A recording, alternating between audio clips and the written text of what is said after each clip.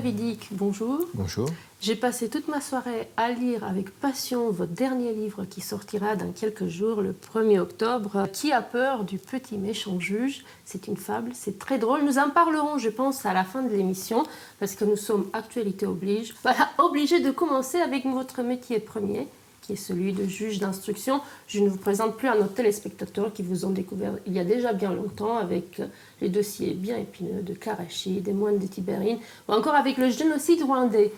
Et si on se voit aujourd'hui, c'est parce que vous êtes en Vendée pour une conférence, pour un voyage au cœur de l'antiterrorisme. Et on va commencer peut-être par une petite explication rapide de comment est née, en France, en tout cas sur le territoire français, cette guerre du djihad, cette envie de partir, faites cette guerre ailleurs. Alors d'abord, c'est pas né hier, c'est pas né avec la Syrie. Le premier dossier de ce qu'on appelait filière djihadiste, de Français partant sur une zone de djihad, remonte à 93-94. Vous voyez que c'est loin. C'était en Afghanistan. Ça a continué, pratiquement tous les djihads, notamment en Bosnie contre les Serbes, en Irak, en Tchétchénie, Waziristan, tribal, Mali, plus récemment. À peu près partout, des Français sont partis combattre, des Français radicalisés. La différence, c'est que ça concernait 30 à 40 Français à chaque fois.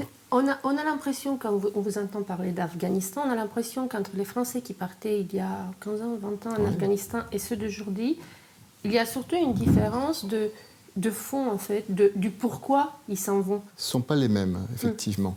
Avant, d'abord, c'était Al-Qaïda qui chapeautait tout ça, à la grande époque d'Al-Qaïda, et qui donc était un groupe terroriste très organisé. Les Français qui partaient suivaient des réseaux très structurés. Ils passaient par ce qu'on appelle Londonistan. C'est à Londres qu'on les recrutait, dans des mosquées, Finsbury Park, Baker Street, avec des chefs comme Abu Doha qui faisaient partir après ces gens-là au Pakistan, où ils étaient pris en charge, amenés dans des camps d'entraînement, où ils restaient un an et demi. On fabriquait des professionnels. C'était une fabrique de terroristes professionnels. Mais ils étaient déjà dans des groupes, il y a le côté occulte. C'est pas du tout ça, la Syrie. La Syrie, c'est le résultat de 10 ans de propagande sur Internet massive, qui fait que des jeunes radicalisés, qui ne font partie d'aucun groupe terroriste au départ, qui ne sont pas pris dans des structures occultes, décident, en prenant un seul billet d'avion, d'aller rejoindre une espèce de djihad, je sais pas, imaginé, idéalisé, virtuel, qu'ils ont retrouvé sur Internet à force de voir des films. Donc, c'est pas les mêmes personnes. La preuve en est, on a des femmes, on a des mineurs. Voilà, ça c'est très récent d'ailleurs. Le panel des gens qui sont concernés est beaucoup plus étendu. Et donc, on tombe sur des âges différents, des psychologies différentes, des personnes qui le font pour des motifs différents, et qui sont très peu conscients qui n'ont pas une culture islamique importante, qu'on les bases, qu'on leur a vendues sur Internet. Internet, c'est très simple. On montre des images de musulmans victimes dans le monde, des enfants tués, un bombardement américain, vous voyez. Et de l'autre côté, on montre la solution. Le Moudjahid avec sa Kalachnikov, glorieux, qui va rétablir ça. On leur montre ça, donc leur cœur saigne en voyant des frères musulmans se faire tuer, et on leur dit la solution c'est ça, et c'est facile. C'est basique. Parce qu'on pourrait se demander si, une fois sur place, mis face à la réalité qui est très dure, psychologiquement déjà très dure pour un être humain, est-ce que, si les bases ne sont pas suffisamment solides, est-ce que ces gens reviennent dégoûtés? Est-ce qu'ils vont se radicaliser au contraire? Et comment vous, juge d'instruction, allez savoir comment faire votre travail antiterroriste là-dedans? D'abord, la radicalisation est un processus, c'est un cycle initiatique. C'est-à-dire que vous commencez à être radicalisé sur Internet, j'allais dire tout petit, vous rencontrez d'autres personnes comme vous, ça progresse, vous passez le cap à un moment donné de partir sur une zone de djihad, vous êtes pris en charge par des vrais terroristes pour le coup, qui continuent votre radicalisation. Donc ça va dépendre beaucoup de ce qui se passe, par qui vous êtes pris en charge sur place. Si vous êtes vraiment pris en charge par des gens qui savent faire, qui savent vous faire le lavage de cerveau, vous allez continuer le cycle initiatique et devenir complètement radicalisé. Si vous êtes pris en charge par des gens qui eux-mêmes ne savent pas trop où ils en sont et puis ne prennent pas trop de peine de continuer à vous laver le cerveau, là vous allez être perdu en fait. Vous n'allez pas avoir trop de repères, c'est-à-dire vous arrivez là mais on ne vous explique pas trop ce que vous venez faire, puis vous constatez que vous ne venez pas combattre Bachar mais que vous combattez d'autres musulmans. Bon. Il y a des gens très doués. Dans certains émirs de Katiba, de groupuscules, sont très doués, pour prendre en charge les jeunes qui arrivent et les modeler. Vous voyez, il y a des gens doués, des gens pas doués. Comme ça, la différence, elle se fait comme ça. Et il y a des gens qui vont dans l'horreur. Je sais que certaines nouvelles recrues, à peine arrivées, sur la place de Raqqa en Syrie, des émirs d'État islamique les ont forcés à couper des têtes, par exemple. Mais est-ce que c'est une question un peu bête et vous n'avez peut-être pas la réponse, mais est-ce qu'ils prennent des substances un peu qui font un peu planer pour pouvoir sortir d'une ville occidentale, aller couper une tête d'un musulman parfois en face? Non, c'est juste de l'idéologie. C'est pas des substances, mais vous savez, l'idéologie, manifestement, certains jeunes, ça finit par créer une exaltation qui doit, je sais pas, ça libère peut-être des endomorphines, je ne sais pas ce que ça donne, parce que je suis pas médecin, mais manifestement, ils arrivent à se fanatiser, et il y a l'effet de groupe aussi. Il y a la tension, il y a l'adrénaline, c'est la guerre quand même. Et les erreurs que vous commettez, vous savez, quelqu'un on l'oblige à tuer un autre être humain. Mais surtout, on ne le tue pas seulement, on le massacre. Même une exécution sur une place publique d'un prisonnier. On va couper une tête. Après, on tient la tête comme ça et on se filme pour le mettre sur Internet. Comme ça que ça se passe. Bon. Il y en a qui vont être dégoûtés, parce que quelque part, il va rester au fond d'eux quelque chose qui fait qu'il y a un rejet. Et il y en a d'autres, le goût du sang va accentuer leur volonté de tuer. Ça, c'est l'être humain. On ne peut pas définir trop. Et c'est pour ça que c'est difficile au retour, l'autre partie de votre question, au retour de savoir lequel a pris le goût du sang et lequel est vraiment dégoûté. Ça demande une enquête, finalement. Il faudrait avoir le temps de comment on faisait avant. Mais avant, on traitait 30 à 40 djihadistes, pas plus, par djihad. Il faudrait avoir le temps, avec la masse de ce qu'on a, pour pouvoir attendre pendant 6 mois, 8 mois, 1 an, voir le comportement de l'individu, qu'on laisse en liberté, mais qu'on surveille, qu'on écoute, etc. On n'a plus ce luxe-là. C'est ça le problème. Donc on ne sait pas trop ce qu'ils ont dans la tête.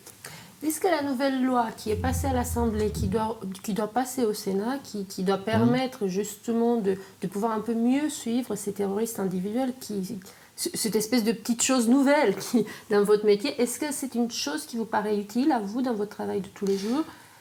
Moi, j'ai soutenu beaucoup ce projet. Jusqu'à présent, on travaillait uniquement avec l'association de malfaiteurs terroristes, mais pour s'associer, il faut être au moins 2. Oui, c'est ça. Voilà, c'est bien le problème. Pour s'entendre, il faut être au moins 2. On a peur, étant donné que ce goût du djihad attire beaucoup de personnalités différentes, des électrons libres, vous voyez. On a effectivement peur que certaines personnes, même sans être dans un groupe, à force d'être sur Internet et on parle du djihad tout le temps, de la guerre, les appels de l'État islamique, vous avez remarqué, qu'ils disent quoi? Ils disent, là où vous êtes, vous prenez votre voiture, vous écrasez un mécréant, vous prenez une pierre, vous lui tapez sur la tête. C'est l'appel au djihad individuel. Donc, le problème, c'est que ce n'est pas une idée qui nous est venue à nous, juges antiterroristes, c'est parce qu'eux font appel à cette technique-là, au djihad individuel, qu'il faut avoir un texte qui colle. Voilà, il faut avoir le texte qui colle. Après, ça ne suffit pas pour faire une enquête, arrêter les gens. Mais le moyen juridique, ça permet quand même de mettre des menottes légalement. Est-ce que pour la France, dans le moyen terme, est-ce que vous êtes plutôt inquiet de ces opérations individuelles qui sont difficiles à anticiper? Vous l'expliquiez d'ailleurs une fois, que tout le noyau de votre métier est d'être sur le lieu du crime avant le crime, presque. Oui, c'est-à-dire que c'est ce que les Français demandent. Personne ne demanderait à ce qu'il n'y ait jamais de viol, de meurtre en droit commun. Ça n'existe pas. Bon, on demande d'arrêter le coupable, de préférence le vrai coupable, pas de faire d'erreur judiciaire. Voilà, c'est à peu près ça qui nous est demandé en droit commun. En matière de terrorisme, on l'a vu avec Mera, le problème, c'est qu'on n'accepte pas qu'un crime soit commis terroriste. C'est-à-dire que la population française n'accepte pas ça. Il y a une pression énorme pour ceux qui travaillent là-dessus. Il faut du 100% résultat. C'est-à-dire que si jamais il y a un crime terroriste qui est commis, Mera par exemple, qu'est-ce qui se passe? Des commissions d'enquête, vous passez votre temps à l'Assemblée nationale, au Sénat, à répondre aux questions de comment c'est possible, etc. Vous voyez? Donc c'est quelque chose de complètement différent. On nous demande d'être préventifs, donc d'empêcher qu'un attentat terroriste ait lieu. C'est dans la structure actuelle de la société, non pas le fait de lutter contre des groupes terroristes, où là, avec vos moyens habituels, vous pouvez infiltrer, mais des individus partout, d'idées dans la société, y compris mineurs, y compris des femmes. Vous comprenez que le problème est énorme. Et puis, quand on regarde les nouvelles, parfois, on a un peu peur ne le prenez pas mal de votre manière de travailler, parce qu'il y a une semaine ou deux, on a vu 3 présumés djihadistes arriver de Syrie. On ne sait pas si radicalisé, pas radicalisé. Atterrir en plan aéroport tranquille à Marseille. Ouais. Et on se dit, mais comment ils travaillent quand même tous ces gens ensemble avec la police Alors, le gros nœud du problème, c'est une relation avec les Turcs, clairement. Il n'y a pas une bonne coopération. Alors, je sais bien que suite à cette affaire, évidemment, on va essayer de mettre de l'huile dans le rouage habituellement, mais je peux vous assurer que ce n'est pas nouveau, ces problèmes. C'est déjà arrivé. La seule différence là, c'est qu'il y a eu un couac, on a annoncé qu'ils étaient arrêtés. Ils n'étaient pas. Mais c'est déjà arrivé que des gens reviennent et ne soient pas contrôlés à l'aéroport en France. Voilà. Sauf que les médias ne le savaient pas, donc ça passe mieux. Donc la Turquie, pour vous, joue un peu un jeu pas clair. Tout le monde le sait. Elle a bien soutenu, moi, je le savais pas. Elle a bien soutenu les groupes djihadistes contre Bachar et contre les Kurdes. La Turquie fait une fixette sur les Kurdes. Or, l'État islamique combat les Kurdes actuellement. Il faut bien le comprendre. Voilà. Donc, c'est très ambigu pour la Turquie, qui est content que l'État islamique combatte et Bachar et les Kurdes. Ce sont des ennemis à eux. Donc, vous voyez, sauf que maintenant, ils sont en train de se rendre compte qu'ils sont en train de créer un monstre qui va les dépasser et qui va les bouffer. Mais je ne voudrais pas finir l'émission sans dire un mot sur votre futur livre. Vous êtes auteur de 2 livres sur le terrorisme qui ont bien marché.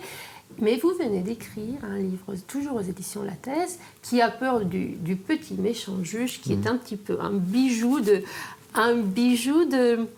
d'abord d'écriture, parce qu'il est bien écrit, mais aussi d'ironie. On sent que vous êtes bien amusé à l'écrire et que vous êtes bien amusé aussi de la tête que feront certains à le lisant. Il faut remonter à... Vous savez, quand vous avez un livre en tête, et un jour il faut qu'il sorte, ça c'est clair. Quand on voulait supprimer le juge d'instruction en 2009, j'étais le président de l'Association française des magistrats instructeurs. Je me suis battu contre la suppression du juge d'instruction. Et c'est à cette époque que je me suis dit, un de ces cas, je ferai un livre sur le juge d'instruction, son histoire, ses rapports avec le pouvoir, et puis ce point d'orgue de 2009 où le petit méchant juge a sauvé sa peau. C'est de là que c'est venu. Mais il faut toujours faire attention dans un livre, si vous voulez qu'il ait de la profondeur et qu'il dure. C'est vrai que la forme est importante, le rendre un peu intemporel. Et c'est pour ça que je n'ai pas mis les noms d'ailleurs des acteurs dans ce livre, pour que ça ait plus de consistance et que ça dure plus dans le temps. Merci infiniment. Le livre sort donc en ce début octobre. Qui a peur du petit méchant juge aux éditions Jean-Claude Lattès. Bonne continuation. Merci. Et puis bon courage aussi. Merci beaucoup.